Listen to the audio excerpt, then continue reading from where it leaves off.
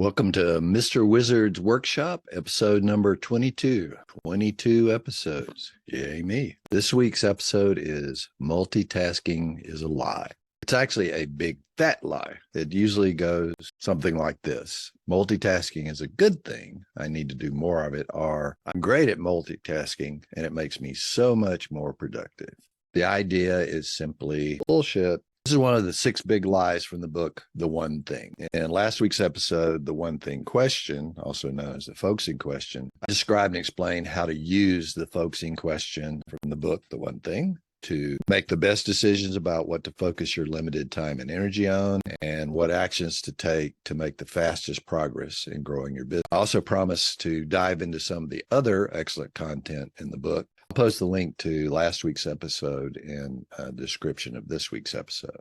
So there's one chapter in the One Thing book for each of what they call the 6 big lies. I'm starting with this one because I think this is in some ways the most pernicious lie. The whole concept of multitasking makes my head want to explode. So the definition of multitasking is the ability to focus on and or perform several different tasks simultaneously. I originally got my BS, Bachelor of Science in Psychology, before I went back to college to study computer science and completely switch careers. I'm comfortable reading the research and understanding what people are saying in that area of research. So it is not neurologically possible for humans to focus on and or perform several different tasks simultaneously. It doesn't actually work. Got a quote here from a famous Roman author: to do 2 things at once is to do neither. A little bit of housekeeping. Live attendees are on mute. You can drop any questions or comments you might have along the way into the Q&A, and at the end of the presentation, I'll check the Q&A and we'll open the floor up for discussion. So multitasking isn't really a thing. The human ability to consciously direct our attention and focus to concentrate on a task or a concept is a wonderful and powerful thing.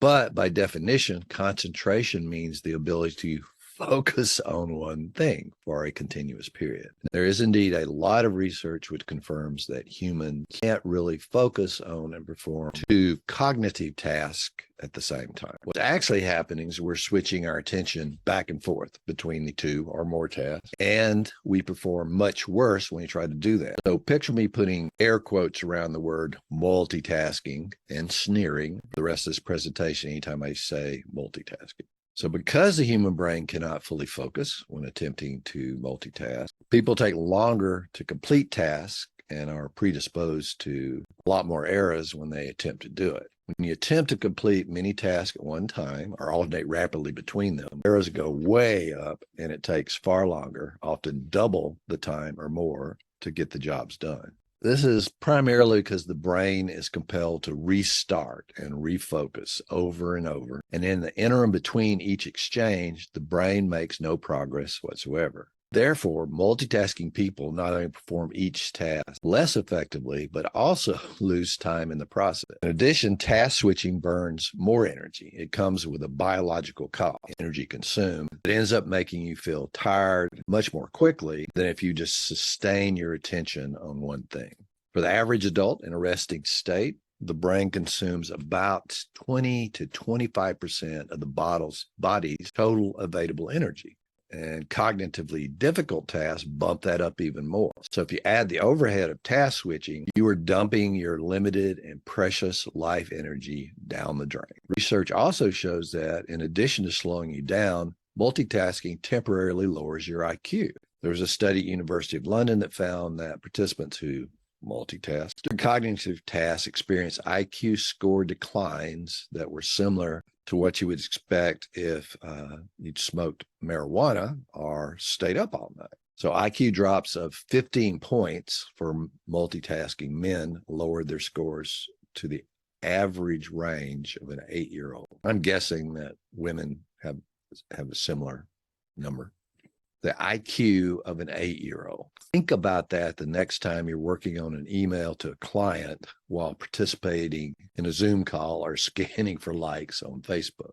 Some multitasking in meetings and other social settings also indicates low self-esteem and social awareness. Those are two emotional intelligence skills that are critical to work success. It doesn't show people that you are cool and a really busy, important person. What it shows them is you are an inconsiderate asshat and it is not interested in them. Finally, there's some research which suggests, it's not definitive yet, that constant multitasking might actually damage a part of your brain, the anterior cingulate cortex, which is a key brain region for emotional intelligence. So multitasking is merely the opportunity to screw up more than one thing at a time.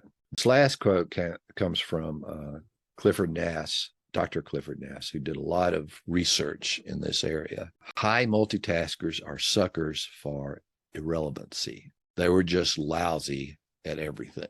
So why do people attempt to multitask? Despite all the very good research out there, the mainstream meme is that it is something that you should do as often as possible. And there are a lot of reasons why the concept's so popular. Number one, it's a firmly ingrained habit. Social media has trained many people to have the attention span of a gnat. This is especially true of people that grew up with social media, high-speed internet, and the connectivity culture. Us older folks might have a little bit more of an advantage. For example, it was 5 years in my first job at Texaco when the database administration group, which I was in, got high-speed modems so that we could connect to the mainframe without having to drive to downtown Houston in the middle of the night. And it was 2,400 baud, really. So to wrap up, number one, habit gravity takes a conscious effort to break out of.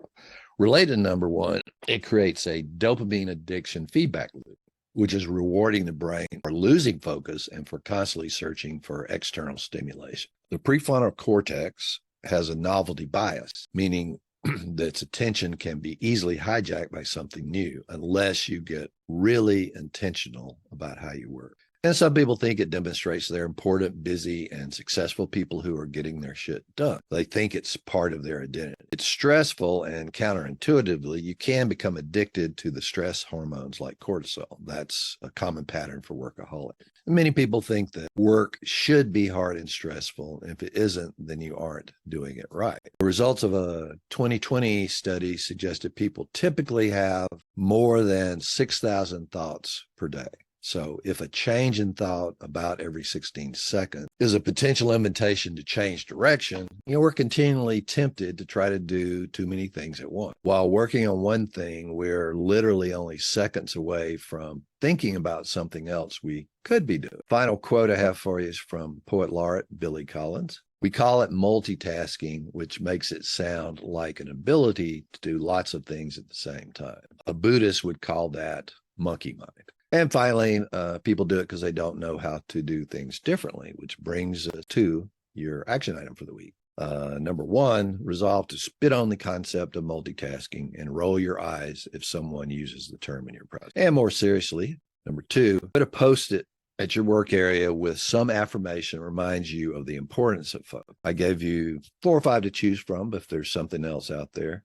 The one I use is the first one. I invest my time and energy and attention wisely in each moment. I have it posted up in a prominent place so I can see it. It reminds me whenever I'm slightly tempted to veer off to something else to not do that. So if you found this video useful, you know what to do. If you know someone who would enjoy this video or needs to pick up some of the lessons from it, please send them the link. If you have any questions, please post them. I always respond to posts. In the description of this week's recording, I'll post the links to last week's episode, The One Thing Question, an article in the APA website about the cost of task switching, and an article describing the research of Dr. Clifford Nass. If you aren't already registered for this free live workshop each Sunday, you want to learn how to level up your productivity in weekly bite-sized chunks, then please register. Each week, I feature instantly actionable steps take to double your productivity, overcome procrastination, and get your shit done. Just hit the link in the description of this week's recording to register. Now I'll open up the floor for Q&A.